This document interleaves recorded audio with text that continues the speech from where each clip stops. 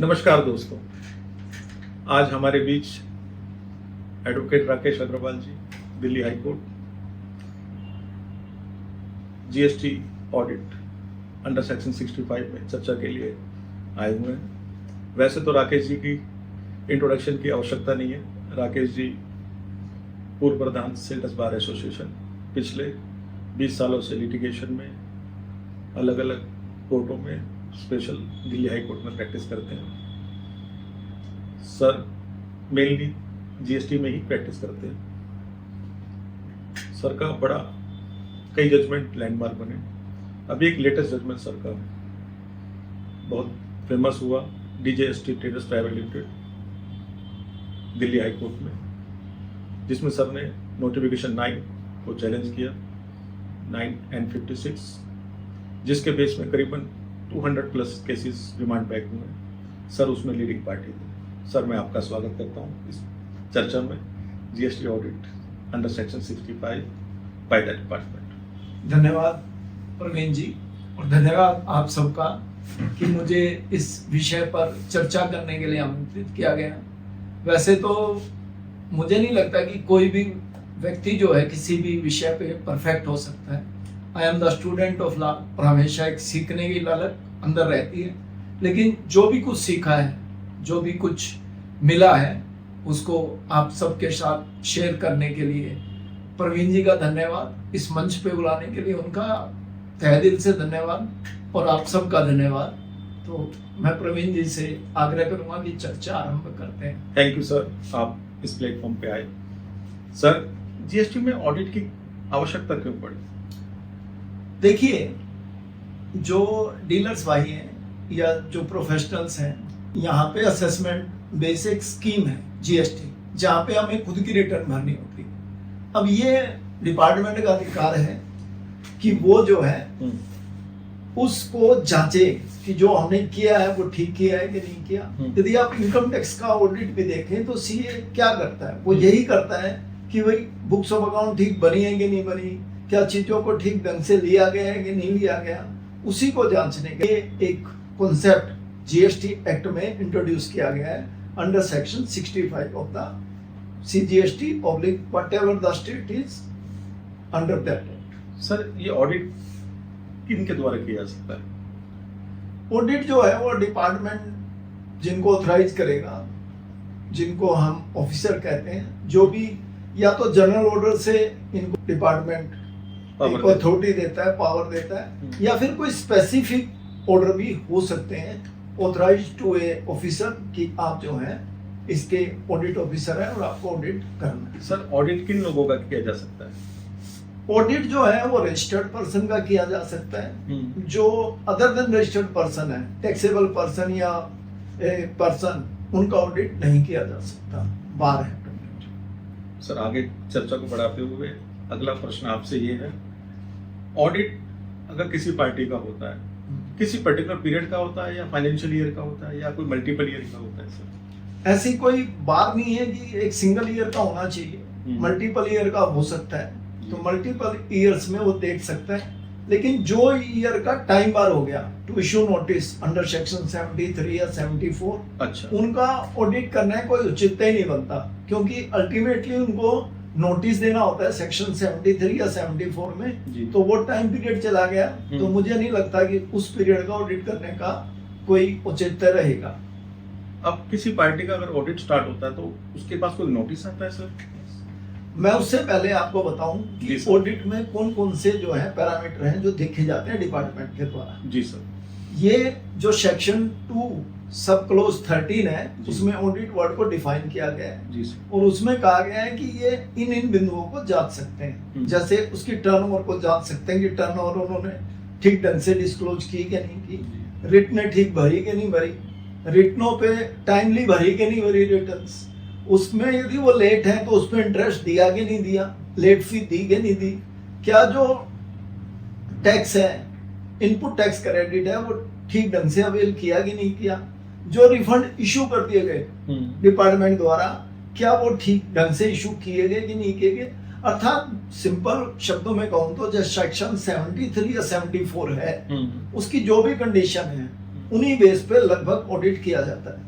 और इसके अलावा जो दूसरी जीएसटी की कॉम्प्लायंस है जो भी है, उन पे भी जो है ऑडिट टीम देख सकती है कि वो कॉम्प्लायंसेस पूरी हुई कि नहीं हुई, और नहीं हुई तो जो है ऑडिट टीम उनके बता सकता है कि भाई ये नहीं हुई और आप पे ये चीजें जो है, ये पेनल्टी या टैक्स बनता है।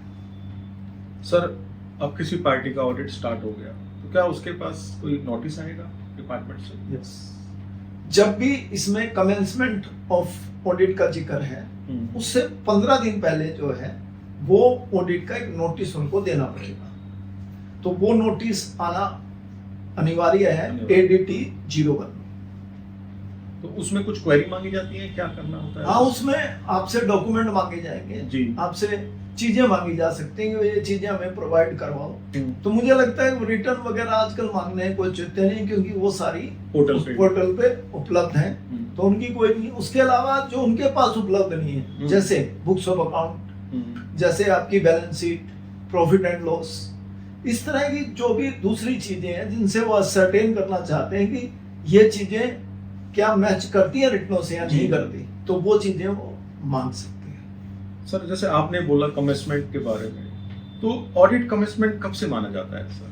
इसमें ना बड़ी एम्बिग्यूटी है मेरे हिसाब से। जी सर। एम्बिग्यूटी ये है कि यहाँ पे दो चीजें जो है वो प्रोविजन में लिख दी गई। पहली कि जिस दिन डिपार्टमेंट के ऑफिस में भी कमेंसमेंट हो सकती है या डीलर के जो एड्रेस है उस पर भी हो सकती है।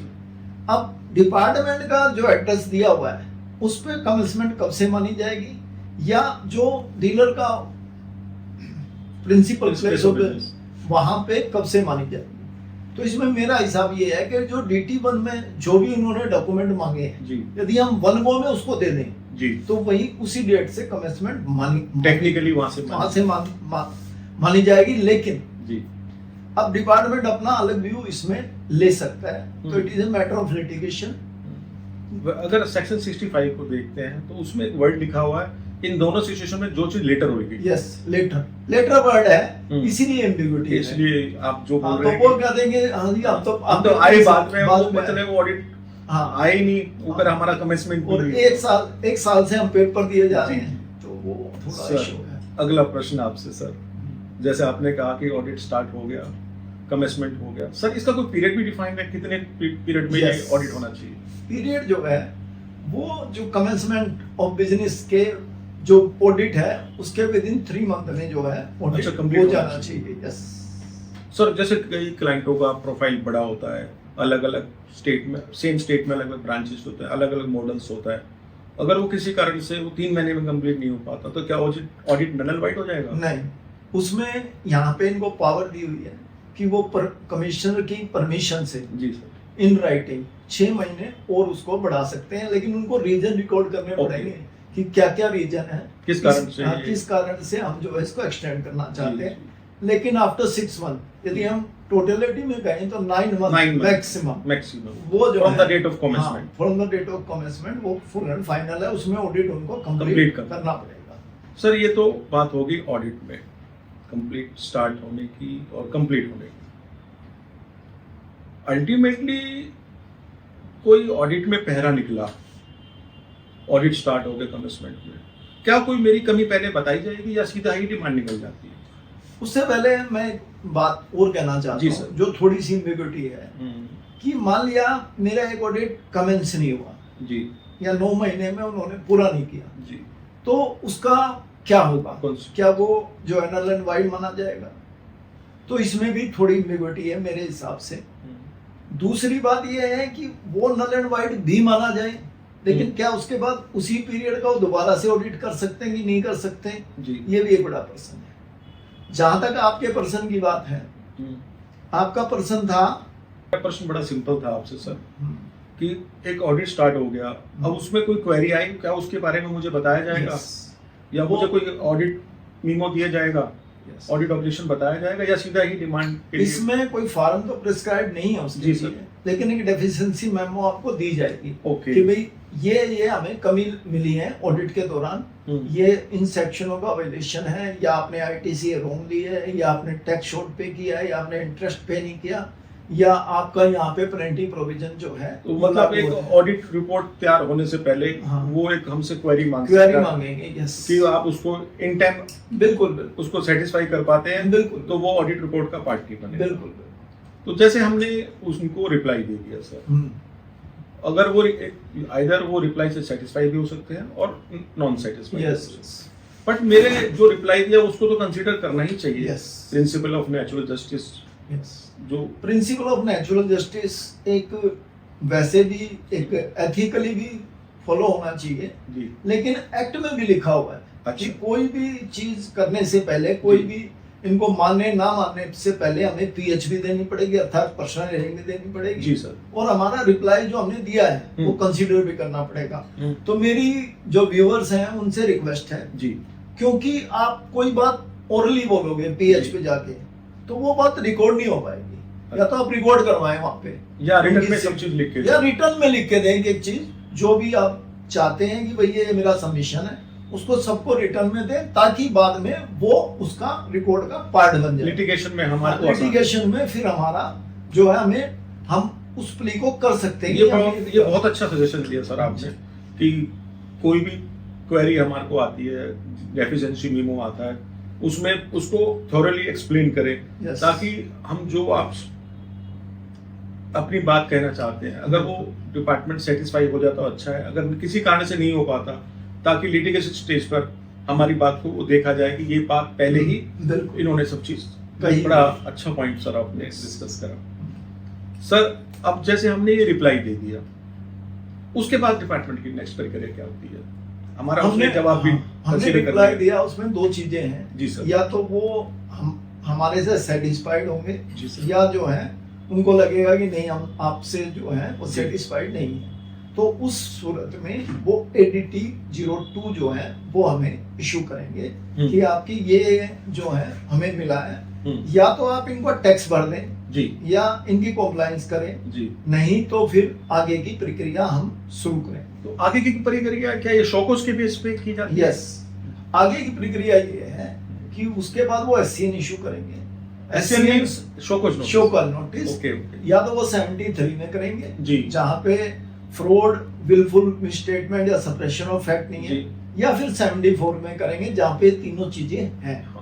लेकिन मैं इसमें आपको व्यूअर्स को एक बात और बताना चाहता हूँ जी कि यदि 20 लाख तक की आपकी डिमांड उन्होंने देनी है, जी। ऑडिट वालों ने, ऑडिट का काम यहीं तक है, उन्होंने सिर्फ SCN देना है, उससे आगे कुछ भी नहीं।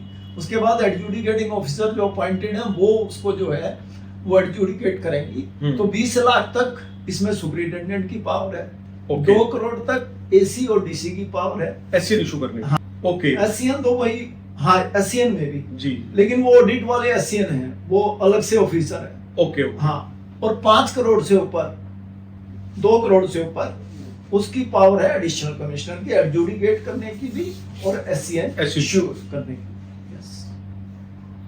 सर अगली चर्चा को बढ़ाते हुए, सर जैसे आपने कहा, मेरे मन में एक सवाल आया कि ऑडिट रजिस्टर्ड पर्सन का हो सकता है, तो रजिस्टर्ड पर्सन कोई एक्ट में डिफाइन है? रजिस्टर्ड पर्सन, हाँ हमारे एक्ट में डिफाइन है, उसमें कहा है कि registered person means who is registered under section 25। Okay, तो वो वहां पे डिफाइन है। ठीक। सर आप कह रहे हो किसी भी ईयर का किया जा सकता है जो 73 74 में Yes. पार नहीं है। आज जैसे हम 26 जुलाई 2025 को चर्चा कर रहे हैं, अगर किसी एसएससी का रजिस्ट्रेशन जून 25 में कैंसिल हो जाता है, क्या उसका मार्च 25 तक का असेसमेंट या सॉरी ऑडिट किया जा सकता है? देखिए, क्योंकि वो रजिस्टर्ड तो रहा नहीं। रहा। तो इसमें बड़ी कॉमन सेंस की बात है जी कि जहां तक एक पर्सन रजिस्टर्ड है वहां तक तो उसका ऑडिट हो ही सकता है, ये बिल्कुल कॉमन सेंस की बात है और मैं भी इससे एग्री करता हूँ। जी। लेकिन मद्रास हाई कोर्ट जो है वो थोड़ा सा अलग उन्होंने व्यू दिया। उन्होंने कहा, सिंगल बेंच ने, कि नहीं, यदि वो रजिस्टर्ड पर्सन कैंसिल हो चुका है तो उसका ऑडिट नहीं किया जा सकता। 73 या 74 की जो प्रोसीडिंग है वो इनिशिएट की जा सकती है। जी। लेकिन बाद में इस जजमेंट के खिलाफ राजस्थान हाई कोर्ट ने, जो डबल बेंच का जजमेंट है, उसने अलग जो है कहा कि नहीं, ऑडिट किया जा सकता है जहां तक वो रजिस्टर्ड है। अच्छा। और क्योंकि इसमें इशू थोड़ा सा फेक इनवाइसेज का था जो उन्होंने ली थी, तो इसमें 25,000 रुपए कोस्ट भी लगाया। अच्छा, ससी को कोस्ट लगी, हाँ। जो रिट में गया उसको ही कोस्ट था, लगा। यस। फिर मुंबई हाई कोर्ट ने भी इसी व्यू को जो है वो कंफर्म किया। तो ये तीनों जजमेंट है, ये जो है कहीं ना कहीं मुझे भी लगता है कि जो जहां तक वो रजिस्टर्ड है जी। वहां तक उसका ऑडिट किया होना चाहिए, हाँ, किया जा सकता है, बिल्कुल। सर ऐसा भी कोई केस हुआ सर कि जिसमें जो आपने का स्टार्टिंग का नोटिस इशू नहीं आया, बाकी प्रक्रिया पूरी हो गई हो? देखिए, हम सब जानते हैं कि नींव के बिना यदि बिल्डिंग खड़ी कर दी जाए जी। तो वो कोलैप्स होनी ही होनी है, इसमें किसी प्रकार का कोई शक नहीं है। तो यदि एडीटी 1 जो है, जो बेस है ऑडिट का, जी। यदि वही नहीं दिया तो कोई नींव ही नहीं है, तो बिल्डिंग कोलैप्स होनी है। तो वो बिल्डिंग कोलैप्स होगी एडीटी 01 के बिना। और यही बात हिमाचल प्रदेश हाई कोर्ट ने अपने जजमेंट में कही कि उसमें सारी प्रक्रिया हो चुकी थी, यहाँ तक कि 73, 74 भी इशू हो चुका था, उसमें उसकी एडजुडिकेशन भी हो चुकी थी, लेकिन फिर भी हाई कोर्ट ने कहा नहीं, ये ऑडिट जो है वो नल एंड वाइड है। तो उसके बाद जितनी भी चीजें हुई, वो चाहे एससीएन इशू हुआ, चाहे एडजुडिकेशन हुई, वो भी नल एंड वाइड है। सर ये तो हो गई थोड़ी चर्चा कि ऑडिट कैसे स्टार्ट होगा, किसका होगा, रजिस्टर्ड पर्सन का होगा, क्या वो रहेगा, 73, 74 होगा, अगर बिल्डिंग की बेस ही नहीं है तो बिल्डिंग कैसे होगी? कुछ आपने जजमेंट के बारे में बड़ा अच्छा एक्सप्लेन करा। मेरा सर अगला प्रश्न आपसे ये है, अगर मेरा ऑडिट चल रहा है, ऑडिट मेरा अंडर प्रोसेस है, इन बिटवीन कोई सर्वे हो जाता है, उस प्रोसीडिंग पैरेलल प्रोसीडिंग भी हो सकती है? देखिए, ये भी एक हमारे कानून की एक खासियत है, जहाँ पे डबल जीरो पार्टी का एक सिद्धांत है कि एक चीज को 2 बार जो है वो एडजुडिकेट नहीं किया जा सकता, उसको ट्रायल पे नहीं लाया जा सकता। अच्छा। तो वही सिद्धांत ये है, वो सिद्धांत ये कहता है कि नहीं, आप जो है इसको नहीं ला सकते। जो प्रोसीडिंग चल रही है, यदि वो इशू वहां पे चल रहा है, उसके ऊपर कार्रवाई चल रही है, तो वही प्रोसीडिंग आप वही इशू जो है दूसरी प्रोसीडिंग में नहीं लाया जा सकता। फॉर एग्जाम्पल, जैसे कलकत्ता हाई कोर्ट के सामने ये केस गया, सिंगल बेंच के सामने, उसमें था क्या कि उसका ऑडिट प्रोसीडिंग चल रही थी 4 पॉइंट पे, जिसमें 2 पे उसने जवाब दिया, और उन्हीं पॉइंट पे जो है वो दोबारा से एक सर्वे हुआ, और सर्वे में वही पॉइंट जो है उन्होंने दोबारा निकाल के लाए। तो उसमें जो सिंगल बेंच उसने कहा कि नहीं, ये अलग अलग प्रोसीडिंग है तो हो सकता है, लेकिन डबल बेंच ने कहा कि नहीं, जो पहले इशू चल रहे हैं और जिन पे कार्रवाई चल रही है, उन इशू को आप दोबारा जो है वो सर्च प्रोसीडिंग में नहीं ले सकते। ओके, बहुत अच्छा। मतलब पैरेलल प्रोसीडिंग सेम इशू पे नहीं हो सकती। यस सर, ये तो कुछ बहुत ज्यादा हो गया, जजमेंट वगैरह बहुत ऊपर से जा रहा है। अब सर, एक लेमैन, एक प्रोफेशनल को ऑडिट के दौरान क्या क्या कार्रवाई करनी चाहिए कि वो अपना ऑडिट टाइमली कंप्लीट करा पाए, ताकि उसकी जो कॉन्सिक्वेंस है वो कम से कम आए? जैसे मैं समझता हूँ, हम लोग अपना हेल्थ चेकअप कराते हैं, क्या ऐसा जीएसटी में भी हेल्थ चेकअप हमें करना चाहिए as a professional, as a client? हमें क्या क्या थोड़ा ध्यान रखना चाहिए, थोड़ा सा उस पर थोड़ा ज्ञान दें। देखिए, जैसे कोई भी प्रोफेशनल है या कोई सैनिक है, यदि सैनिक जो है बिना हथियारों के आगे जाएगा तो अल्टीमेटली वो कुछ नहीं कर पाएगा, हम सब जानते हैं। मिस्त्री है, उसको अपने हथियार चाहिए, जो एक टीचर है उसको अपने हथियार चाहिए। यदि हम कोर्ट के अंदर जाते हैं तो हमें जो है पूरा उसका एक ABCD पता होना चाहिए कि सब कुछ ए से लेके जेड तक। जी सर। इसी प्रकार यदि कोई प्रोफेशनल या कोई डीलर भाई वहां पे जाता है तो उसको अपने जो बिजनेस है उसके बारे में सब कुछ पता होना चाहिए, A to Z, ताकि जो भी क्वेरी निकले वो उसका जवाब दे सके।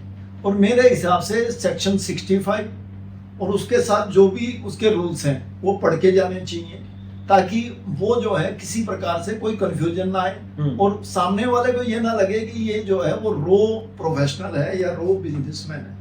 मेरा मानना है कि आपको पूरी बुक्स थोरोली चेक करनी चाहिए उस पीरियड की जिस पीरियड का नोटिस आया है जी। उसमें देखना चाहिए कि आपने क्या क्या है वो चीजें ठीक ढंग से ली परचेज वगैरह ठीक ली सब ली है, और आपको पता यस कोई कैंसिलेशन में है कि नहीं, आप पहले ही उसकी सेल्फ जो है ऑडिट कर लें, ताकि ऑफिसर के सामने जाके आपको दिक्कत ना आए। मुझे लग रहा है हम प्रोफेशनल का काम हम थोड़ा ह्यूमन करा ही रहते हैं, जिसको मैं थोड़ी सिंपल भाषा में कहूँ तो भागते रहते हैं, पीछे की चीज देखते ही नहीं। मुझे भाई हमें जो है सीधा ऑफिसर के पास नहीं जाना चाहिए, अपनी तैयारी पूरी करके जानी चाहिए, ताकि वो जो भी क्वेश्चन करे उनका हम आंसर जो है वो स्टिक कर सकें। और मेरा मानना है कि हम ब्रीफ में चीजों को रखें, टू द पॉइंट रखें। ऐसा नहीं है कि ऑफिसर कुछ पूछ रहे हैं और हम बता कुछ और बोल रहे हैं, तो उससे कंफ्यूजन ही क्रिएट होगा। वो सामने वाले को भी लगेगा कि भाई ये इधर उधर की आग रहा है तो इसको पता। तो ऐसा मेरा मानना है। सर, आज बहुत अच्छी चर्चा करने का मुझे सौभाग्य मिला आपके साथ। हम आपको भी दोबारा भी किसी नए विषय के बारे में जीएसटी में जरूर चर्चा के लिए बुलाएंगे। मैं एक बार फिर राकेश अग्रवाल जी का तहे दिल से धन्यवाद करता हूँ। Thank you sir. Praveen ji बहुत बहुत धन्यवाद Thank you, आपका, sir. आपके बुलाने का, और व्यूअर्स आपका भी धन्यवाद। आपका भी धन्यवाद। सोना